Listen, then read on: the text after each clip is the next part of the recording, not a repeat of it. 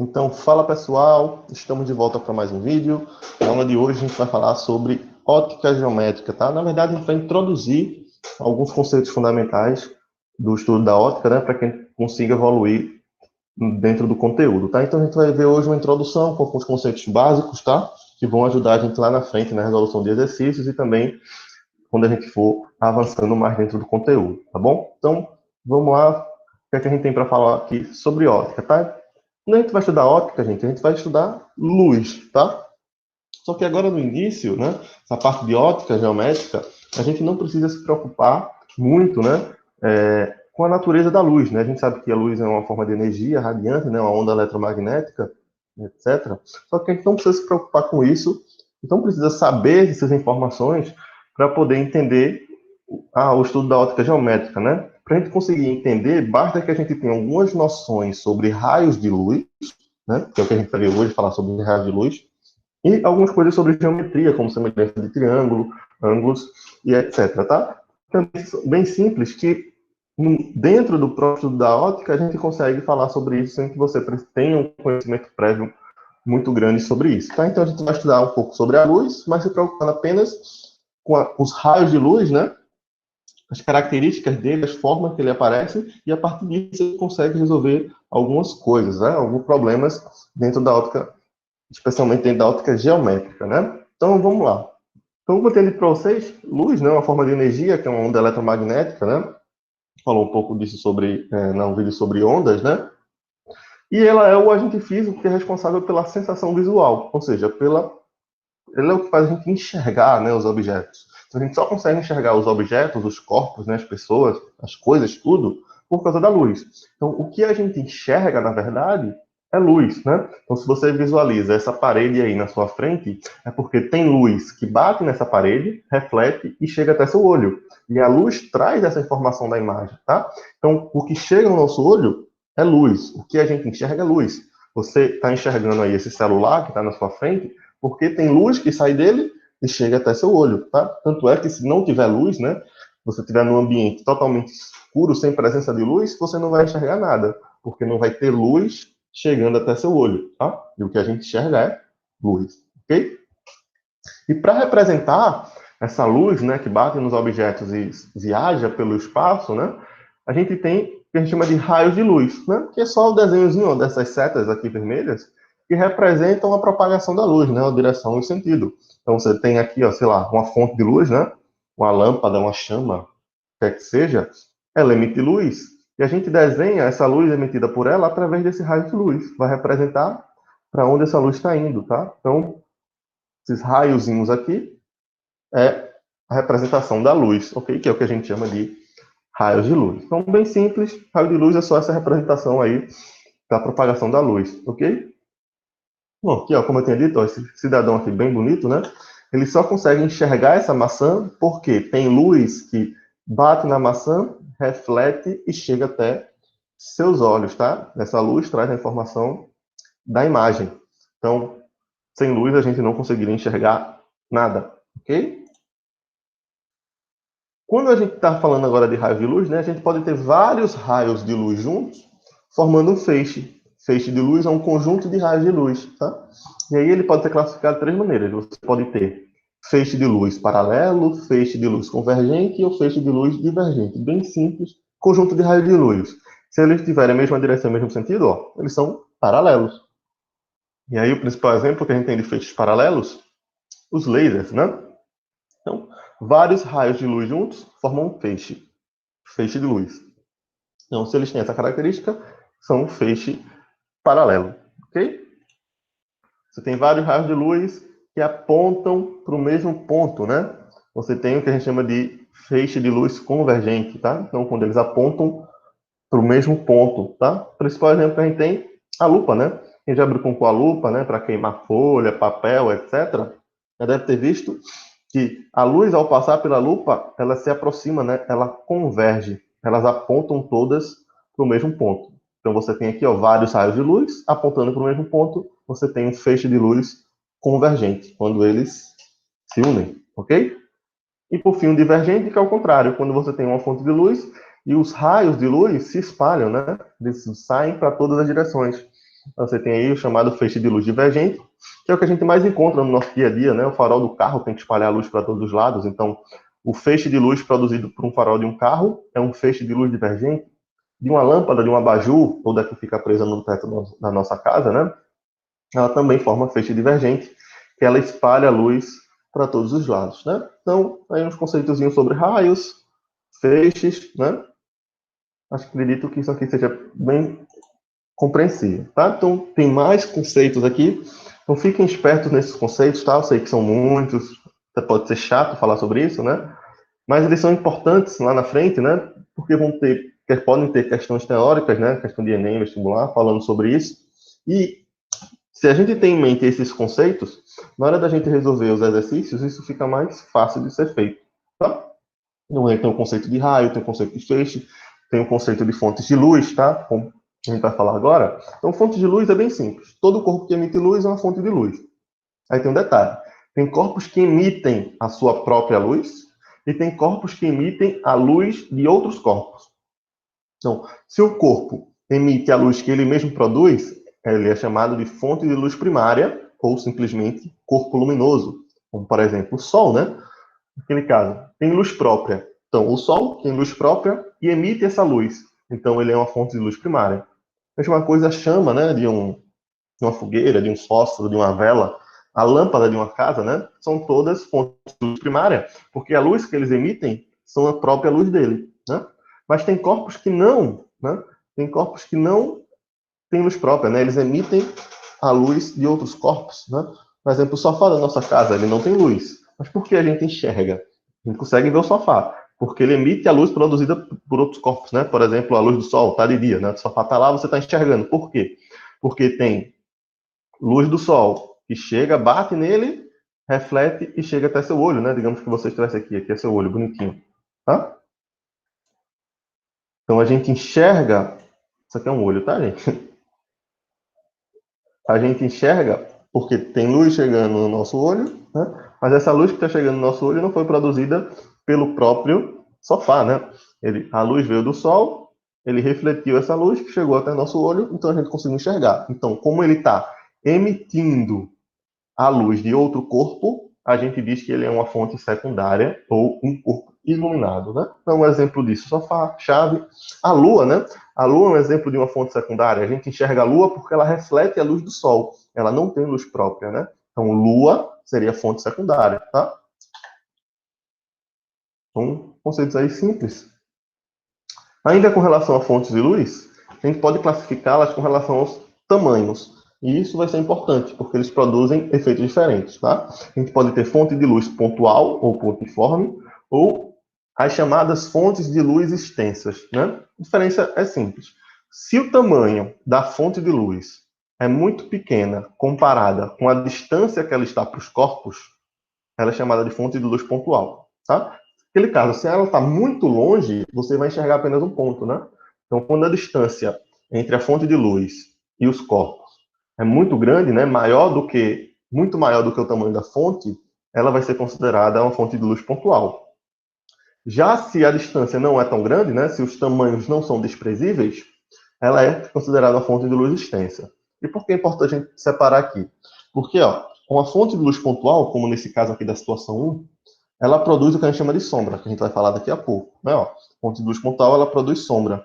E uma fonte de luz extensa, ela produz sombra e produz penumbra. Ela produz duas coisas diferentes. Então, é importante a gente saber quando está falando de fonte pontual ou quando está falando de fonte extensa, porque a gente pode ter situações diferentes. Fonte pontual produz apenas sombra e fonte extensa produz sombra e produz penumbra, ok?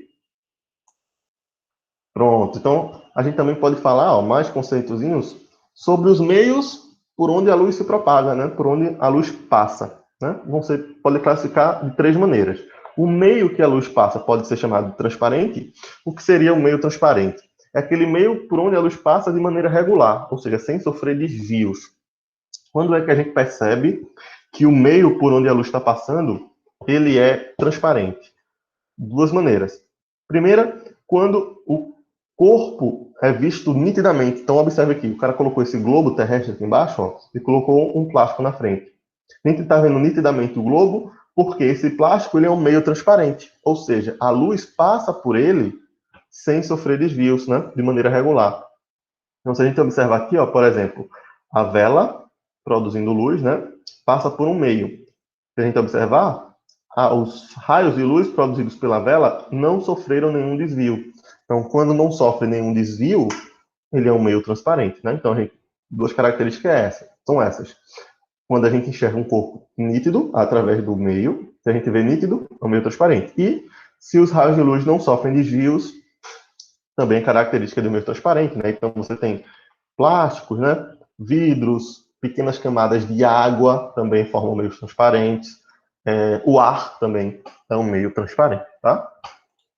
Já se você enxerga o objeto, mas não enxerga ele nítido, né? Você vê ele aqui, ó, dessa forma embaçado, a gente diz que a luz está se propagando por um meio translúcido, tá? Então, um meio translúcido é um meio que a luz propaga de maneira irregular. Então, se a gente observar aqui, a gente enxerga esse globo, mas enxerga ele de maneira embaçada, né? Não está nítido. Então, o que acontece com os raios? Ó? Os raios, ao passar por esse meio translúcido, ele sofre desvio, né? Os raios ficam todos embaralhados. E lembre-se lá, a gente enxerga os raios, né? Como os raios vão chegar todos distorcidos, a gente vai enxergar o globo distorcido, embaçado, tá? Então, meio translúcido é aquele que a gente enxerga de maneira não nítida e que a propagação dos raios de luz ocorre de maneira irregular, ok? Então, a gente tem esse vidro fosco, né? Papel seda, papel vegetal, são uns exemplos de meios translúcidos. E o terceiro e último é o chamado meio opaco, que é bem simples, é quando a luz não passa, né? Ou seja, você não enxerga. Então agora o cara colocou aqui na frente do globo esse meio aqui, não sei o que é, né? Um objeto, e esse objeto configura um meio opaco. Por quê? Porque a gente não enxerga por dentro dele, tá? Então quando a gente não enxerga, é porque a luz está se propagando em um meio opaco. Isso quer dizer que a luz não passa, né? Se eu não enxergo nada, é porque não tem luz chegando ao nosso olho. Então, a luz, quando passa pelo meio opaco, ela não passa, né? Ela bate e fica. Ela volta ou ela é absorvida, né?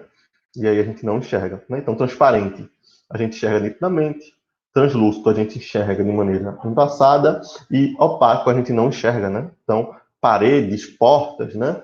Mesas, que não sejam de vidro, né? De madeira, configuram meios de propagação opaco. A luz não passa por eles, ok?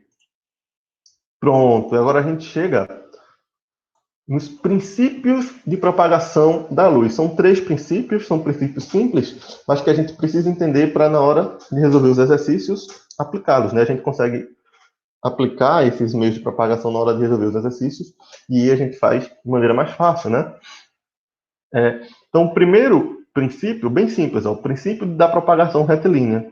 Ou seja, o que é que diz esse princípio? Que em meios homogêneos e transparentes, a luz vai se propagar em linha reta, né? Então a gente tem aqui uma fonte, os raios de luz saem dessa fonte e eles vão sempre se propagar em linha reta, tá? E isso traz consequências, ó.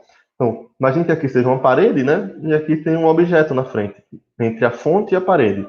Vai formar atrás desse objeto, essa região S aqui, ó, não recebe a presença de luz. A luz passa, como ela faz em linha reta, ela não faz curva aqui por trás, né? Ela só anda em linha reta. E aqui atrás vai se formar uma região que não recebe luz. Essa região que não recebe luz é o que a gente chama de sombra, né? Então, a sombra acontece em consequência desse princípio de propagação retilínea da luz, tá? Então, ó, fonte pontual produzir uma sombra, que é a região sem luz. E quando a gente tem fonte extensa, que a gente tinha falado, a gente vai ter raios de luz saindo da parte de cima da fonte e da parte de baixo, né? E é aqui que a gente vai observar. Essa região aqui atrás de sombra não recebe nenhuma luz, né? Observe, luz é só daqui para cima, não tem nenhuma luz passando aqui por trás, né? Então essa região aqui, ela é sombra, a ausência total de luz. E essa região aqui, ó, ela é pouco clareada. Bate luz, mas bate pouca luz. É o que a gente chama de penumbra. Então, sombra é a ausência total de luz e penumbra é a ausência parcial da luz, tá? Então, fonte pontual produz apenas sombra e fonte extensa produz sombra e penumbra, tá? Uma imagem melhor, ó. E sombra, né? O cara, cidadão, coloca uma lanterna, né, uma fonte de luz e coloca um objeto na frente, no caso, a mão dele. Na parede ele vai ver projetada a sombra. Essa região que tem a sombra da mão dele, do braço e da mão, né? É a região que a luz da lanterna não bate, né? Formando essa região escura, como não tem luz, a gente não enxerga, né? Forma uma coisa escura, né? Então, a parede aqui é o anteparo e a mão dele funcionou como objeto, naquele exemplo aqui, né? Tá? Então, aquela foto lá é a representação disso aqui. Então, forma a lanterna, né? Constitui uma fonte pontual, tem um tamanho muito pequeno, formando apenas a sombra aqui da mão desse rapaz, tá? Então, lembrando que, quando está falando de sombra é a ausência total e penumbra é a ausência parcial da luz, né? Então, consequência do princípio da propagação retilínea, formações de sombra e penumbra, né? Consequência da luz propagada em linha reta é que a gente tem formação de sombra e penumbra. E a consequência de existir sombra e penumbra é a formação dos eclipses, né? Você já deve ter ouvido falar dos eclipses, eclipse solar, eclipse lunar, do Sol e da Lua, né? Então, eles só acontecem devido a esse princípio de propagação retilínea da luz e, consequentemente, à formação de sombra e penumbra, tá? Vamos ampliar aqui essa imagem para ver se a gente consegue explicar um pouco melhor. Então, aqui em cima, a gente tem o caso em que ocorre o eclipse solar. O eclipse solar, gente, ele vai acontecer quando a Lua se posiciona entre o Sol e a Terra, tá? Quando ela ficar entre os dois, em alguma região da Terra vai acontecer o eclipse solar, tá? Observe, o Sol, ele é uma fonte extensa de luz, né? Então vai ter raio de luz vindo aqui, ó, raio de luz vindo aqui. E observe, essa região aqui no meio não teve luz, né? Então tem mais uma luz vindo aqui e tem mais uma luz vindo aqui, tá? Só para ficar mais claro. Então observe, essa região aqui, ó, não teve nenhuma luz batendo nela. Então essa região aqui, ela forma uma sombra, concorda? Tem luz aqui para cima, tem luz daqui para baixo, né? Nessa região entre essas duas linhas aqui, ó, não tem luz, então aqui forma uma sombra. Então, as pessoas na Terra que estão nessa região de sombra, elas enxergam o eclipse total do Sol, porque elas estão na sombra, né? Não tem nenhuma luz do Sol chegando nelas, então é eclipse total. Já quem está nessa região aqui, que eu vou pintar de azul, ó, nessa região aqui, ó, é uma penumbra. Ela está entre as linhas, né? Então aqui é uma penumbra. Então quem está na penumbra enxerga o eclipse parcial do Sol, tá? Então, quem está nessa região do globo vê o eclipse parcial. Quem está na região de sombra, do cone de sombra formado pela Lua, enxerga o eclipse total, tá? Então tá aqui, ó, sombra, penumbra e umbra. Alguns livros chamam sombra de umbra, tá? Então por isso nessa imagem tá umbra, mas é sombra, umbra, a mesma coisa, tá? Então, acho que deu para entender, né? O Sol tá aqui do mesmo jeitinho lá. O Sol funciona como uma fonte, a Lua como um objeto e a Terra é o anteparo, né? Então, quem ficar na região de sombra não vai ver nada, ausência total de luz, eclipse total. E quem está na região de penumbra vai ver pouca luz, né? Ausência parcial, vai acabar enxergando o eclipse parcial do Sol, tá?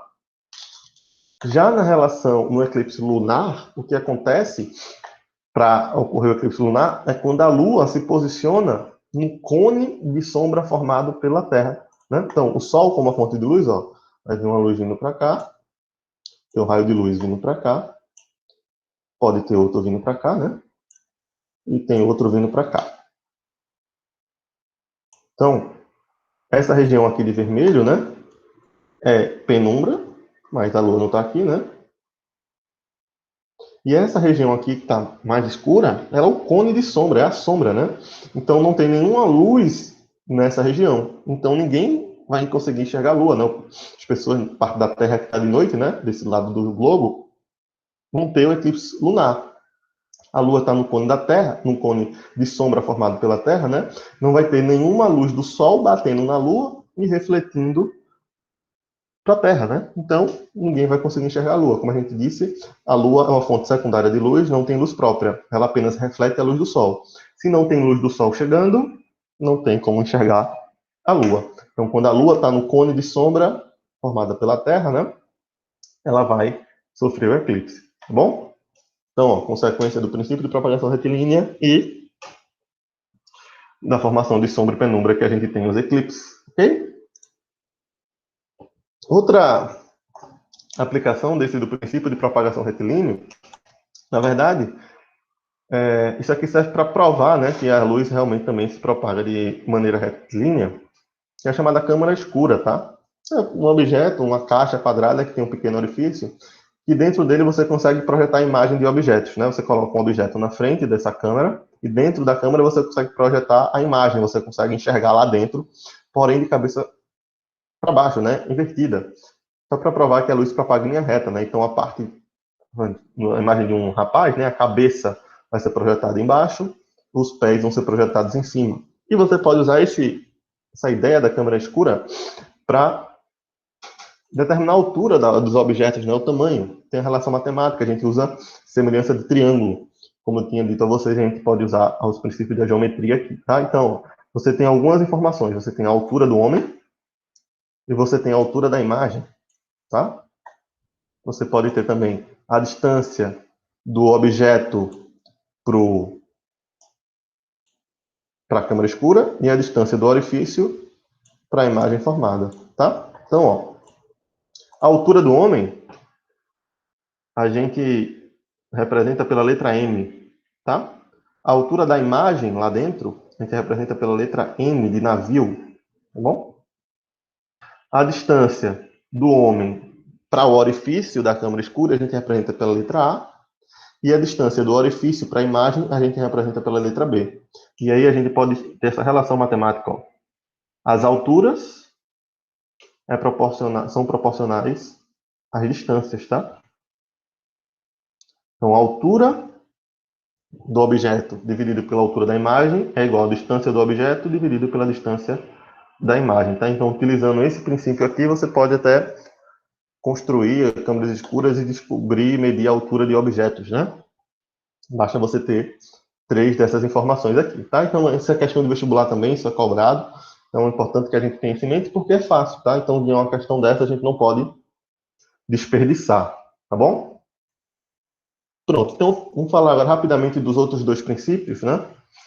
São simples. O princípio da independência dos raios luminosos é simples. Ele diz que um raio é independente do outro. Então, se você tem um raio de luz azul, um raio de luz vermelha, eles se cruzando, um vai passar como se o outro não existisse. Eles não vão sofrer interferência um do outro, tá? Eles se cruzam como se o outro não existisse. Por isso é o princípio da independência. Eles são independentes, tá? Então, você observa isso, ó, em boates, né? Ó, tem lâmpadas, luzes, né? De vários tipos que se cruzam. E uma luz vai passar pela outra como se a outra não existisse. Eles não sofrem interferência uma da outra, tá? Aqui também está mais um exemplo do princípio da independência dos raios, tá? Bem simples. E o terceiro e último princípio, o princípio da reversibilidade dos raios, né? Diz que o percurso é independente do sentido, né? Então você pode ter nessa figura A aqui a luz indo para a direita e na figura B ela vindo para a esquerda, então o sentido não vai fazer nenhuma diferença no percurso, tá? Então, o percurso é independente do sentido. Você pode ter o percurso indo ou o percurso voltando, ok? Bem simples também, tá? Só para a gente falar aqui rapidamente sobre a cor, né, formada pela luz, então a gente pode ter luzes, né, de várias cores, né, diferentes. Então, você pode ter luz azul, luz vermelha, e essas luzes que são formadas por apenas uma cor, ela é chamada de luz monocromática, né? Um cromático vem de cor, uma única cor. E você também pode ter luz policromática, que é formada por várias cores, né? Vários cromáticos vêm de cor. E um exemplo da luz policromática é a chamada luz branca, né? A luz branca, na verdade, ela é a mistura de todas as cores, tá? A luz branca é uma luz policromática, a gente enxerga branco porque quando todas as cores se misturam, dá o branco, tá? E a luz do sol ela é a luz branca, tá? A gente enxerga em amarelo por causa de algumas coisas, né? Dos desvios que a luz sofre para chegar aqui, assunto para outro vídeo, né? Mas a luz do sol ela é uma luz branca, tá, gente? Então, por exemplo, se você está enxergando azul, um corpo que é azul quando ele é iluminado pela luz do sol, é porque ele reflete a luz azul. Então, chegou a luz branca. A luz branca é formada por todas essas cores. Bateu naquele corpo, mas você só enxerga azul. Por que você enxerga azul? Porque ele absorve todas as outras cores e só reflete o azul. Então chega no seu olho apenas o azul. Mesma coisa no corpo verde. Por que você enxerga ele verde? Porque ele absorve todas as outras cores e reflete só o verde. Então chega no seu olho luz verde. Tá? Aí uma situação interessante. Se você tem, por exemplo, um objeto que é verde, depois a gente pode até fazer outro vídeo, tá? Para a gente discutir um pouco mais sobre isso. Mas você tem um objeto que ele é verde. E você ilumina esse objeto com luz vermelha. Você ilumina com luz vermelha, que cor você vai enxergar esse objeto? Na verdade, você vai ver esse objeto escuro, né? Porque se ele é verde porque ele absorve todas as cores e reflete só o verde. Se você forneceu a ele luz vermelha, ele vai absorver essa luz vermelha e não vai refletir nada. Então você vai vê-lo escuro, né? Não vai chegar nenhuma luz ao seu olho, portanto você vai ver esse objeto escuro, tá? Então, se você fornecesse a ele, digamos, bota aqui amarelo é a luz branca, a luz do sol, tá? Estou desenhando de amarelo que não dá para desenhar de branco, mas aqui amarelo é a luz do sol. Chegou a luz branca nesse objeto. Se ele é verde, ele vai absorver todas as cores e vai refletir somente o verde. Vai chegar até seu olho aqui bonitinho, o verde, né? Então, só uma ideiazinha sobre cores, né, da luz. A gente pode debater isso depois, bom? Outra coisa que a gente pode falar da luz é com relação à sua velocidade, né? A luz, ela tem uma velocidade constante, né? Valor fixo. Então, a gente vai adotar que esse valor é aproximadamente 300 mil quilômetros por segundo. Claro, isso a gente está falando no vácuo, né? Então, a gente vai adotar que esse valor é aproximadamente esse no ar também. Então, quando vier alguma questão, etc., a gente vai usar esse valor. Ou 300 mil quilômetros por segundo, ou 300 milhões de metros por segundo, né? A luz é bastante rápida. Pulando, isso quer dizer que em um segundo ela anda 300 mil quilômetros, que é a mesma coisa de andar 300 milhões de metros em um segundo, tá? Então, essa informação da velocidade da luz a gente já tem. Gravem isso aí. Na verdade, esses valores são fornecidos, tá? Você não precisa decorar esses valores. Ok? E aí, para a gente encerrar, o último slide. Ano-luz. Você já deve ter ouvido essa expressão. Não sei o quê, não sei quantos anos-luz, né? Aí, ano-luz. É comum as pessoas pensarem que ano-luz é uma unidade de medida de tempo, né? Porque nele tem ano. Ano mede tempo, né? Ano mede dias, né? É o tempo que um ano aqui no planeta é o tempo que a Terra gasta para dar a volta no Sol, né? Então, ano seria uma unidade de medida de tempo, né? Porém, ano-luz não é unidade de medida de tempo. Ano-luz é unidade de medida de distâncias, né? Ano-luz é distância. E ele é utilizado para medir, é usado para medir distâncias muito grandes, né? Distâncias planetárias, né? Distâncias galácticas, né? Muito grandes, né? Então, vamos tentar descobrir quanto vale esse ano-luz? O que, que a gente sabe? A gente sabe que velocidade é ΔS sobre ΔT, tá? A gente sabe que essa velocidade é a velocidade da luz, 3 vezes 10 oitavos. Sim, claro, deixa eu explicar.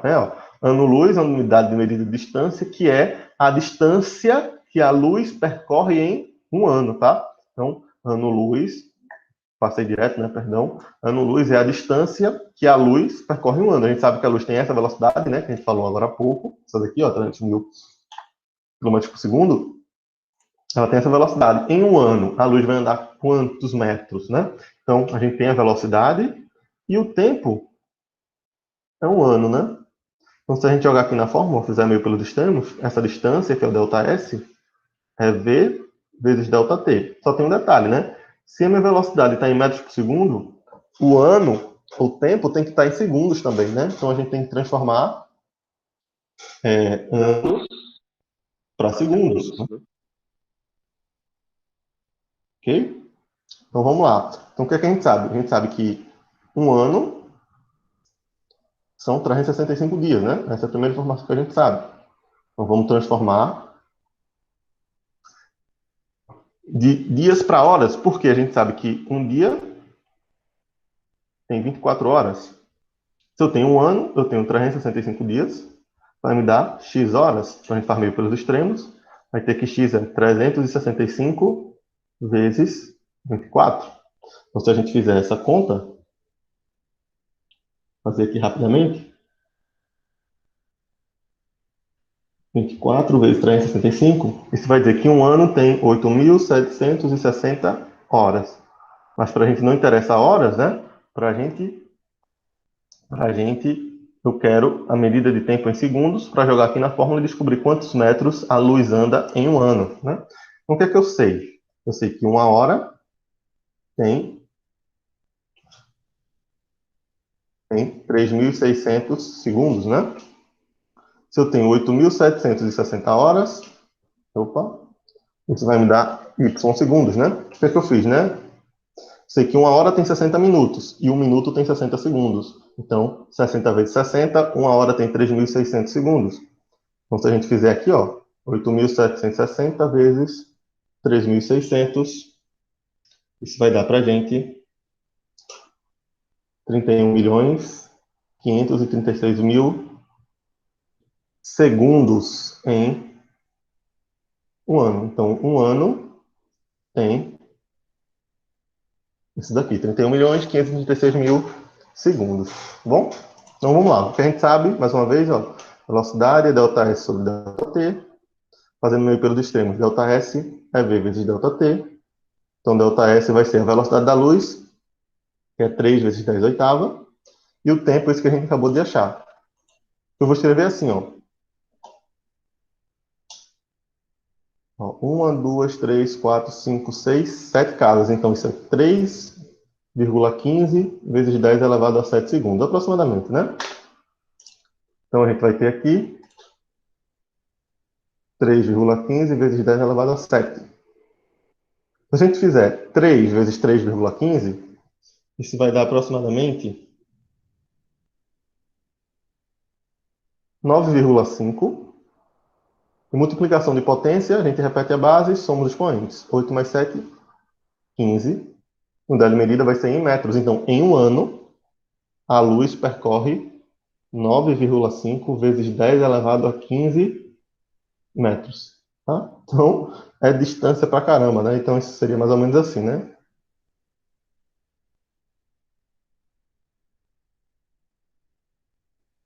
Pronto. Essa seria a distância, para ter 14 zeros aqui. Então, essa seria a distância aí que a luz anda em um ano, né? Quer dizer, 1, 2, 3, 4, 5, 6, 7, 8, 9, 10, 11, 12, 13, 14. Pronto. Então, seria a distância que a luz percorre em um ano, né? Então, é uma distância muito grande, por isso a gente usa essa unidade de medida para medir essas distâncias de planetas, né? Entre galáxias que são muito grandes. Beleza? Então, gente, era isso que eu queria falar com vocês hoje, essa introdução à ótica. No próximo vídeo a gente continua. Bom, então, até a próxima. Forte abraço. Tchau, tchau.